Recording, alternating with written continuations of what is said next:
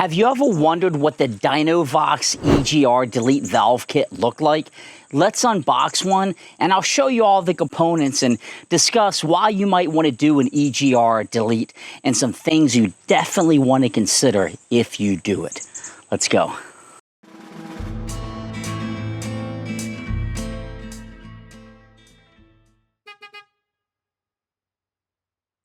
So this company is called Dynovox. They were founded quite a while ago by a founder, and his name is Cooper. They have over 10 years of experience in the automotive parts industry. They like the off-road culture, and whether you're conquering the open road, navigating treacherous mountain terrains, or exploring vast field, Dynovox ensures your vehicle runs like a true beast.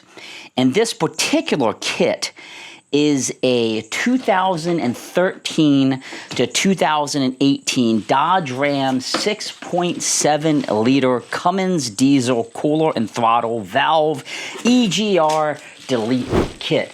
But what the heck is an EGR delete kit? Generally speaking, EGR delete kits are most often used with off-road racing, dedicated farm vehicles, where emissions compliance isn't required. On a street legal vehicle, you need to realize that this is not legal necessarily on street legal vehicles. You can get fines, you can have inspection failures, and usually those risks, for some, they say they outweigh the benefits. Generally speaking, it's done to change how the engine handles emissions, performance, and reliability. It's going to give you better throttle response because without the EGR, you're going to get more fresh air and oxygen entering the cylinders. It's going to give you some horsepower and torque increase. It's going to lower your intake temperatures. It's going to prevent carbon buildup because there's no EGR valve, cooler, or associated sensors to fill. Generally speaking, it's fewer parts, less complexity, and easier to maintain. It is illegal in most areas for street use.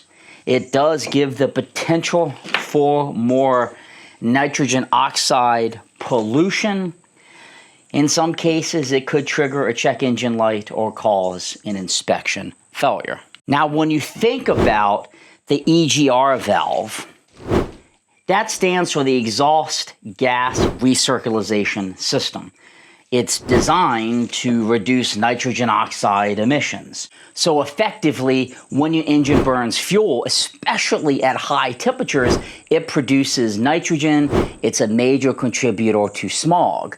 The EGR valve controls the flow of the exhaust gases back into the atmosphere and back into the intake manifold. It mixes a small amount of exhaust with fresh air and fuel.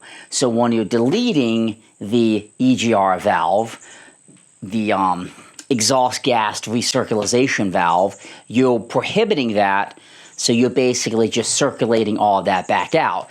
Again, the thought is no carbon buildup, better torque, and better overall response time and cooling. That is why you typically see folks doing it on their vehicles. I'm not here to say if you should or if you shouldn't.